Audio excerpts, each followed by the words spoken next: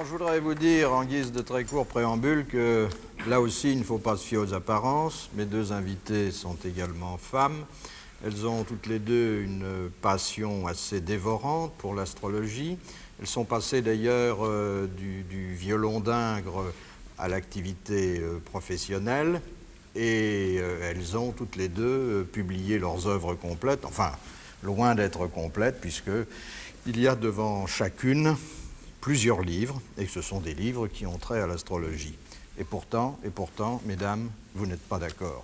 Il y a un propos que j'ai relevé, que vous avez tenu récemment, Françoise Hardy, vous avez dit « Je regrette que Tessier », vous avez oublié le prénom, mais c'est pas grave, ça prouve... C'est la journaliste, bien sûr, je regrette que Tessier déconsidère l'astrologie et donne une image de marque catastrophique de notre profession. Ah ben, j'avais pas appris ça. Oui, c'est un petit peu excessif. Je ne m'exprime généralement pas dans des termes comme ça.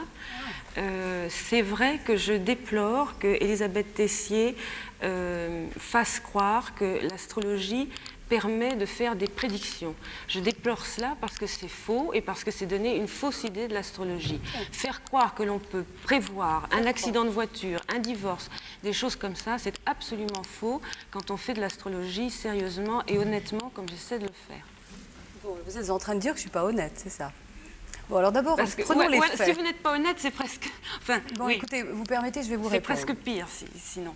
Ça veut dire que vous êtes incompétente. Ah oui, on a le choix entre la malhonnêteté et l'incompétence. Ah bah c'est bien. Mais elle est toujours très mesurée dans ses propos, hein. Alors écoutez, j'ai décidé de ne pas m'énerver parce que je considère que moi j'ai fait mes preuves et vous non. Vous êtes une dilettante dans l'astrologie, vous êtes une nouvelle venue, vous avez le temps de faire votre chemin. Effectivement, vous avez fait vos preuves avec force prédictions qui étaient toutes fausses. On y reviendra tout à l'heure. Hein. Enfin, pas toutes, mais attendez, en majorité. Vous permettez que je dise peut-être un mot. Bon. D'abord, il ne faut pas confondre vos propres possibilités en matière de prévision et les possibilités en général de l'astrologie. Car à travers l'histoire, je ne parle même pas de moi, voyez-vous, contrairement à ce que vous dites, mon ego, je veux dire, ce n'est pas toujours ce que je fais passer en premier, parce que je reconnais mes erreurs quand je me trompe, ce qui n'est pas le cas de tout le monde. Dans l'histoire, il y a de nombreux astrologues, trop nombreux, ils sont foules, qui ont fait des prévisions justes, et des prévisions quant à leur propre mort, par exemple, comme Nostradamus la veille de sa mort, comme Evangeline. C'est différent, il était prophète également. Bon, ça n'a rien à voir. Moi, je me contente de parler des astrologues, vous me répondrez après. Pas des astrologues prophètes. Bien. Alors, des astrologues. Evangeline Adams, une astrologue américaine très connue, qui a pour la première fois vulgarisé l'astrologie en Amérique. Et elle a prévu sa propre mort, par exemple, au jour près, etc. Bon, par exemple, la femme de Duguesclin, pour parler de la France profonde. Ah oui, il y a du beau monde quand même. Ah oui, il y a du beau monde. Et la femme de Duguesclin, qui s'appelait Ragnell Tiphaine, a fait toutes les prévisions pour son futur mari. C'est pour ça qu'il l'a épousé, le fameux Duguesclin, parce qu'elle lui disait quand est-ce qu'il fallait qu'il se batte, et il gagnait quand il suivait ses conseils. Et la seule fois où il a refusé... Vous n'avez rien comme exemple? Si, ne vous inquiétez pas, il y en a beaucoup.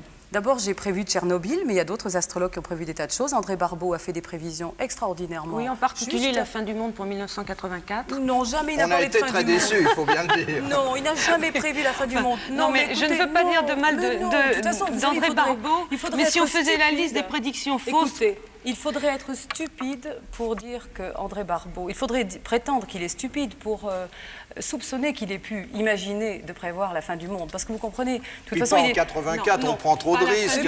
Il a prévu la Troisième Guerre mondiale pour 84. De toute façon, on ne gagne jamais à prévoir la fin du monde, étant donné que... Non, pas la fin du monde, mais la Troisième Guerre mondiale, ce qui revient pratiquement au même. C'est curieux que vous n'ayez jamais chanté ensemble, parce que vous parlez ensemble. On peut commencer. Non, mais elle m'interrompt tout le temps.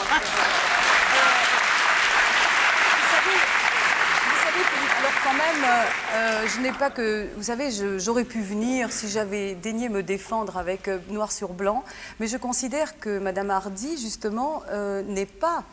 comme elle n'est pas considérée par les astrologues, et je me suis enquise de cela récemment, je pourrais vous citer des noms, mais je ne vais pas faire cela ce soir. Ce serait de la délation. C'est pas drôle. Non, même pas. Non, parce qu'on m'a permis. Mais les astrologues ne vous considèrent pas comme une des leurs, parce que vous êtes nouvelle venue. Vous ferez peut-être votre chemin. Mais ce que je ne comprends pas, c'est votre art. Vous avez dit ne me considère pas. Ne vous considère pas. Ne vous considère pas. Parce que voyez-vous ce qui se passe, c'est que moi, quand même, ça fait 10 ans que je fais de l'astrologie. Vous êtes en train d'enfoncer des portes ouvertes actuellement, parce que vous venez prêcher l'astrologie scientifique. Moi, ça fait 10 ans que je dis que l'astrologie est une science.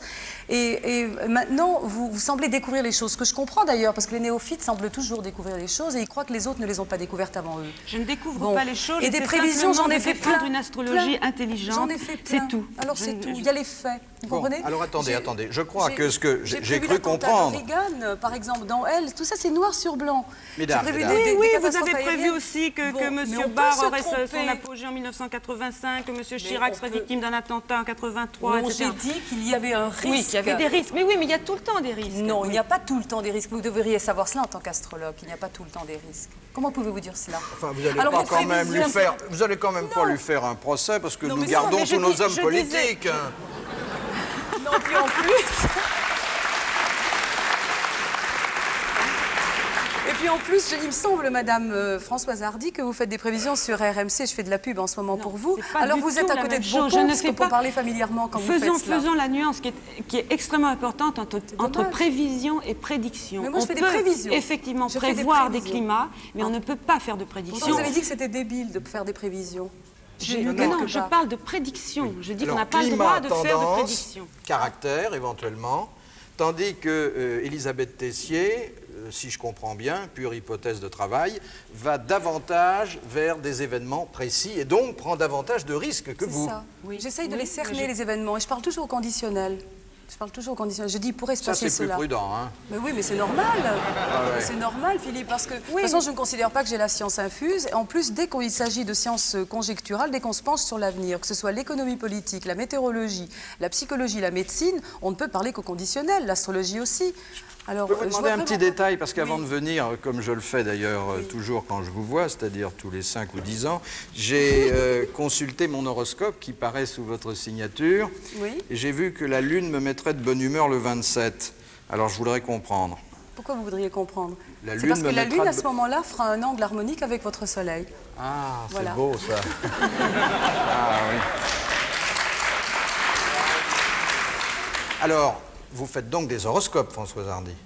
Je fais un horoscope quotidien qui est d'ailleurs rédigé par Jean-Pierre Nicolas pour Radio Monte Carlo parce que c'est une demande de Radio Monte Carlo. Vous faites le perroquet alors Non, répondre à cette demande nous permet de faire passer les idées que nous croyons justes. Moi, j'ai jamais fait ça. C'est curieux de se dire astrologue et de dire les textes des autres astrologues. Vous voyez ce que je veux dire? Je trouve ça un peu bizarre. Moi. Oui, c'est un travail qui est excessivement fastidieux, comme vous le savez, qui en plus ne correspond pas à grand-chose, puisqu'on se base uniquement sur les transits de la Lune.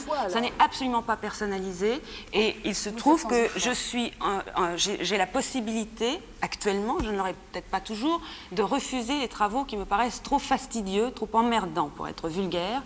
Et vous le faites pour les sous, alors, c'est tout. Et vous faites faire par quelqu'un d'autre. Je l'ai fait parce que Jean-Pierre Nicolas était d'accord pour rédiger ce travail et en même temps, répondre à cette demande de Radio Monte Carlo nous permettait d'avoir une émission hebdomadaire au cours de laquelle nous faisions un travail qui nous paraissait plus sérieux. Vos sources de revenus. On me demande de vous justifier. Aussi, vous travaillez dans des journaux. Bon, vous publiez des livres, c'est pas uniquement pour la gloire. Alors, vous en vivez de l'astrologie. Et de toute façon, à partir du moment où on me demande de faire l'horoscope le matin, je préfère le faire moi que ce soit fait par d'autres. Voilà.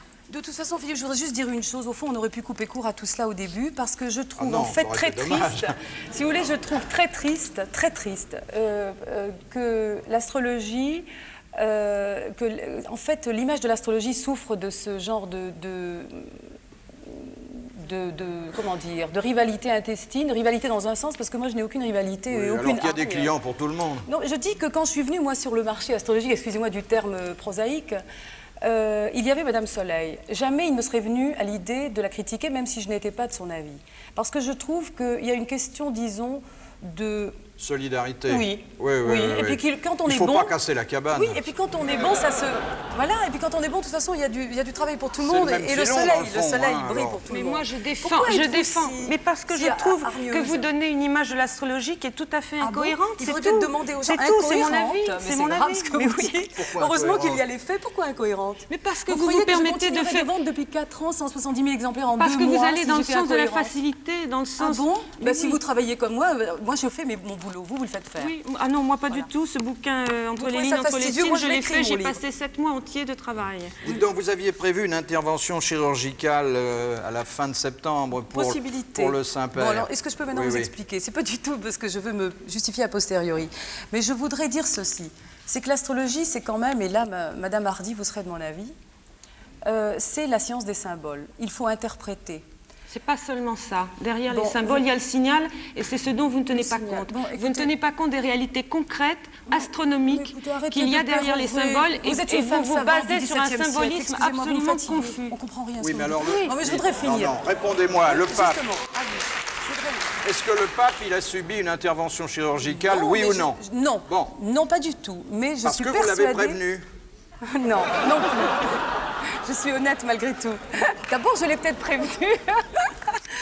Philippe, vous êtes trop chou. C'est sérieux. Vous êtes trop chou. Non, mais je vais vous dire ce qui se passe. J'avais prévu que fin septembre, et c'était fin septembre, je vous l'avais bien dit, c'est peut-être pour ça d'ailleurs que la date avait été changée, qu'il serait très, comment vous dire, vulnérable sur le plan à la fois psychique et physique. Et moi, je considère, et tous les spiritualistes, les gens qui croient un peu dans les choses de l'esprit et les psychologues, seront d'accord pour dire que Bouvard a vécu sa mort quelque part. Parce que... oui, excusez-moi.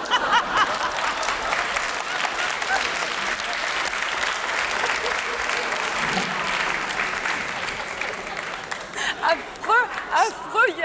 Cette confusion m'honore, C'est horrible. mais Je vous ai m'inquiète rallongé quand la même. vie. Non, je vous ai rallongé la vie, c'est sûr. C'est ce que disent en tout cas les interprètes des rêves. Attendez, laissez-la finir, sinon on n'en sortira pas. Je pense que le pape, assistant à cette fantastique, comment dire, à cette campagne de médias absolument fantastique, où il lisait dans tous les journaux qu'il risquait de mourir. Grâce à vous d'ailleurs. Non, pas à moi, à Si, Fondrune. grâce à vous et à vos semblables. S'il n'y avait pas eu Nostradamus et vous, Nostradamus, mais comment mes semblables? Ne mettez pas Fondrune dans la même... Les médias ne se seraient pas emparés de ça. Alors, c'est donc... C'est à cause du livre de Fondrune, je n'ai pas vendu mon livre, je n'ai pas donné un retentissement aussi important à cette histoire. J'avais fait depuis 85... Vous ne répondez pas. Vous allez toujours par des chemins de traverse. La question est précise. Le pape n'a pas subi d'intervention chirurgicale, mais dites-vous, il a subi une autre agression. Et cette agression, je pense qu'il a vécu sa mort sur le vous en plan avez symbolique. été Il a un été peu très... responsable. J'espère que non. Oui, c'est-à-dire... Est-ce que je peux dire une petite chose? Oui. Je voudrais dire simplement que moi, en tant que personne m'intéressant comme beaucoup d'autres à l'astrologie, ça ne m'intéresse pas de savoir si le pape va être victime d'un attentat, si M. Chirac ou M. Reagan. Ça ne m'intéresse absolument pas. Ce qui m'intéresse, c'est d'avoir des informations sur l'un de mes conditionnements qui m'aident à comprendre un petit peu plus, un petit peu mieux comment je fonctionne, comment fonctionnent les autres. Voilà, Enfin, vous vous intéressez bien au caractère des personnalités. Oui, mais je vous dis, je ne vois pas réduire l'intérêt de l'astrologie à ce qui peut arriver à messieurs Reagan ou autres ou grands de ce monde. Je trouve ça déplorable.